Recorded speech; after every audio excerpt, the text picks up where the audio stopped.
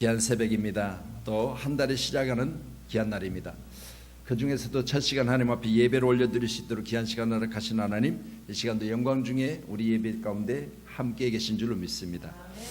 특별히 오늘 기록된 본문의 말씀을 통해서 계바는 이제 기록된 오늘 말씀을 통해서 보면 우리가 자세히 살펴보지 않으면 누구라고 알 수 없는 그런 이름을 우리가 생각할 수 있지만 아람어로 베드로를 가리켜 말합니다. 베드로는 헬라어로 이제 베드로라고 그렇게 지명되어져 있는데, 우리 사랑 믿음의 사람들에게 오늘 시간 안디옥 교회는 바로 이방인의 최초로 세워진 교회입니다. 그럴 때 이 안디옥 교회에 이르렀을 때 게바에게 후배된 사도 바울이 책망하고 있는 모습을 보게 되는데, 왜 책망을 받느냐? 유대인답게 살지 않기 때문에 책망을 받았어요. 여러분, 다시 말씀드립니다. 우리는 그리스도인으로서 그리스도인답게 살고 있는가? 우리 자신 한번 돌이켜 생각해 볼 수 있는 귀한 시간 되기를 소원합니다. 저도 목회하면서 목사답게 살고 있는가?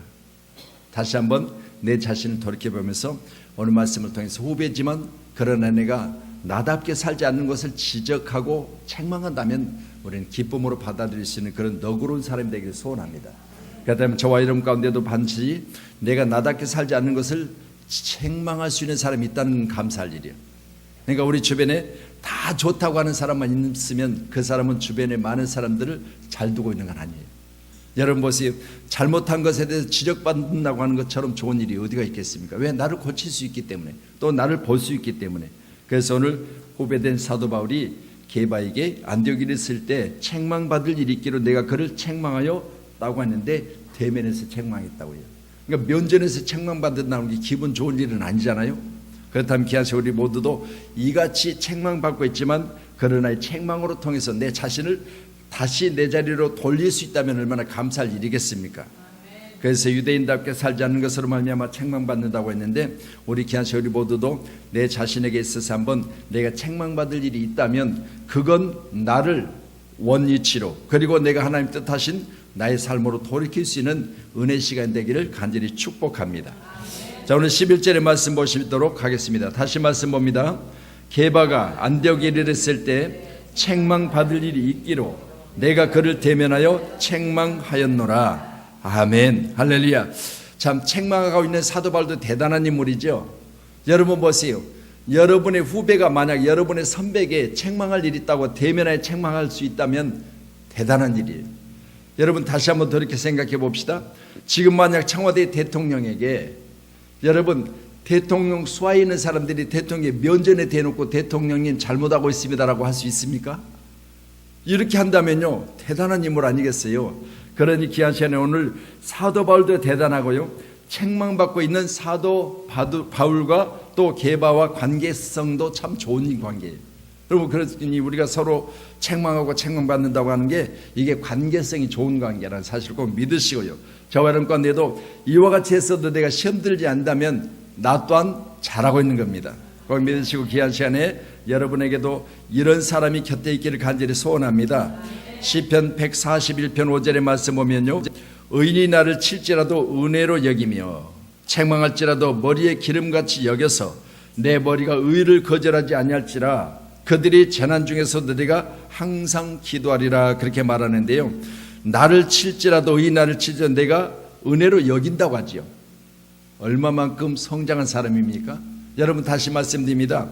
내가 지금 이 시간 내 삶의 모습이 그 눈에 보여졌을 때 잘못한 일이 있다면 내가 그에게 어떤 매를 맞을지라도 내가 그걸 은혜로 여긴다는 거죠. 여러분 모두가 다 이를 생각해 보면서 과연 나는 내게 있어서 책망하고 있다면 그걸 은혜로 여길 수 있는 사람인가? 또한 책망할 일을 책망받고 있을 때 그걸 머리에 기름처럼 여기고 있는가를 생각해 보면 오늘 시편 141편의 5절에 기록된 말씀처럼 우리 모두도 여기까지 성장할 수 있는 믿음의 사람 되기를 소원합니다. 요한계시록 3장 19절에도요, 물은 내가 사랑하는 자를 책망하여 징계하노니, 그렇거든요. 하나님께서, 주님께서 아무나 책망하는 게 아니라고 말입니다. 여러분 보세요. 책망이 없으면 사생자라고 그랬잖아요. 그러니까 보세요. 내가 누구에게 책망을 받고 있다, 부모가 나를 책망한다 했으면 부모가 나를 사랑한다는 반증 아니겠습니까? 그래서 하나님께서 내게 사랑하셔서 나를 책망하신다면요, 책망받고 있는 입장에서 볼 때 은혜를 여길 수 있는 저와 여러분 되기 소원합니다. 그래서 나를 책망하시면 나는 하나님의 은혜 가운데 있다는 사실을 꼭 믿으시고요, 내가 그걸 은혜로 여기고 머리에 기름같이 여겨서 내가 날마다 책망받고 있는 일이 적어지고 나중에는 책망말들이 없는 믿음의 사람의 자리까지 이르기를 소원합니다. 요한복음 16장 8절에도 그가 성령이죠, 와서 내게 죄에 대하여 의에 대하여 심판에 대하여 세상을 책망하시리라 그래요. 여러분 보세요. 우리 주님이 이 땅에 말씀하셨을 때 내가 아버지께로 가면 보혜사가 너에게 올 텐데 하셨습니다. 지금 이 시간 우리가 보혜사로 말미암아 성령으로 말미암아 사는 시대를 살고 있기 때문에 여러분 가운데도 다시 한번 죄가 있다면 죄에 대해서, 또 내 자신이 책망받을 일 있다면 책망받을 일에 대해서 하나님의 성령께서 내게 대해서 책망하신다면 오늘 시간 다시 한번 나는 하나님의 품 안에 있습니다. 꼭 믿으시고 이 귀한 시간에 하나님과 나 사이에 이런 일들이 지속돼야지 내가 죄를 지었는데도 불구하고 전혀 나하고 상관이 없이 나는 죄 가운데 있어서도 전혀 나에게 그 하나님의 영향력이 끼치지 않고 있다면 나는 버린 자예요. 그렇기 때문에 오늘 시간 받은 책망으로 인해서 기분 나빠할 일이 아니라 내게 대해서 간섭하신다는 생각을 가지고 있다면 나는 감사할 일이죠. 여기 우리 모두는 다시 한번 오늘 귀한 새벽에 책망이라는 단어가 새벽부터 우리에게 좋은 기분 좋은 단어는 아니잖아요. 그렇지만 여러분 이것들을 우리가 생각하면서 지금보다 잘하고 성장한다면 이 책망은 나중에 내게 있어서 하나씩 하나씩 좋은 것으로 바꿔지고 칭찬으로 바꿔지고 또한 축복으로 바꿔질 줄로 믿습니다. 자, 12절의 말씀 더 보십니다. 같이 보시겠습니다. 야고보에게서는 어떤 이들이 이르기 전에 게바가 이방인과 함께 먹다가 그들이 오매 그가 할례자들을 두려하여 떠나 물러가매. 아멘. 자, 먹는 일에 대해서 오늘 시간 이방인이든 할례자이든 아니면 또 헬라인이든 오늘 유대인이든 관계없이 먹는 일은 하나님에게 주신 것으로 믿고 날마다 먹고 마시는 일에 감사할 수 있기를 바랍니다.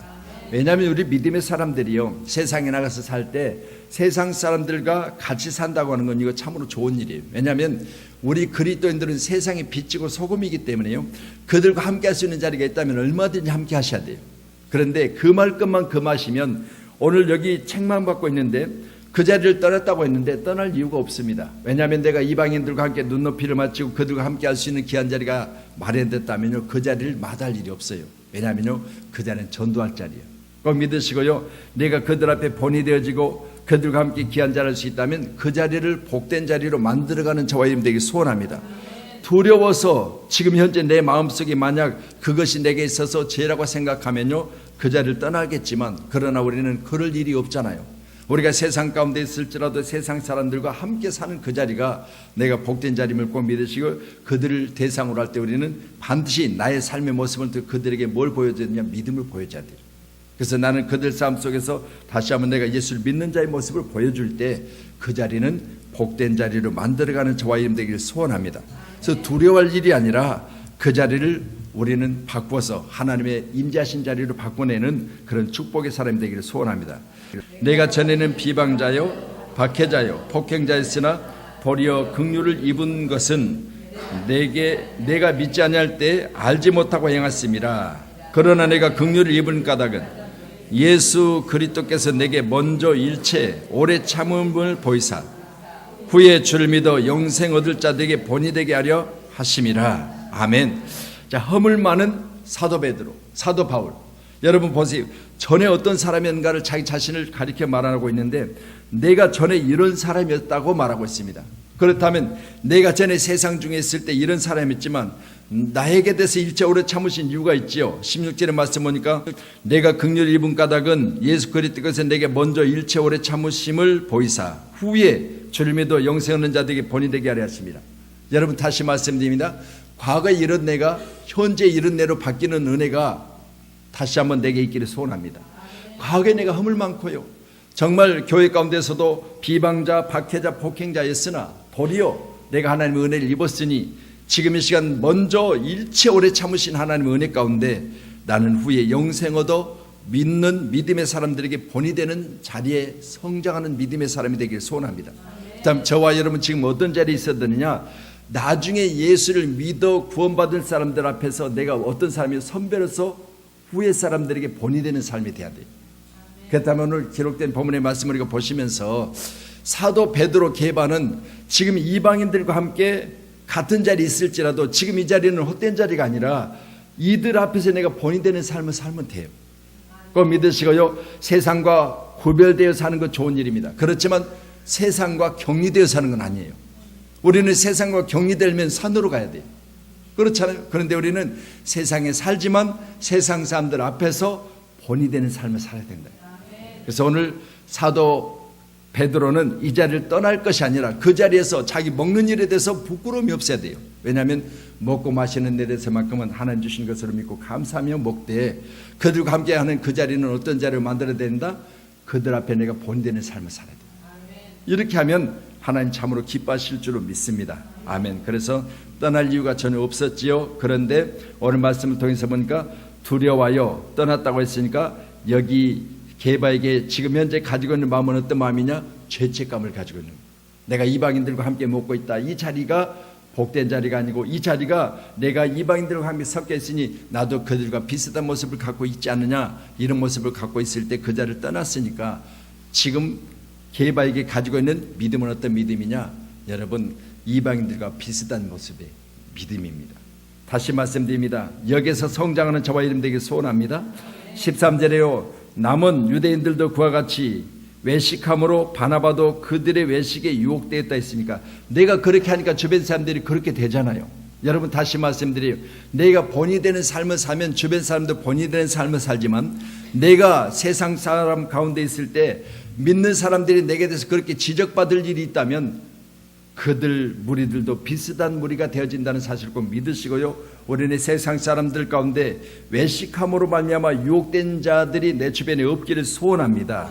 그러므로 나는 그들의 복음의 진리를 따라 바르게 행하지 아니함을 보고 모든 자 앞에서 게바에게 이르되 내가 유대인으로서 이방인을 따르고 유대인답게 살지 아니하면서 어찌하여 억지로 이방인을 유대인답게 살게 하려 하느냐 하였도다.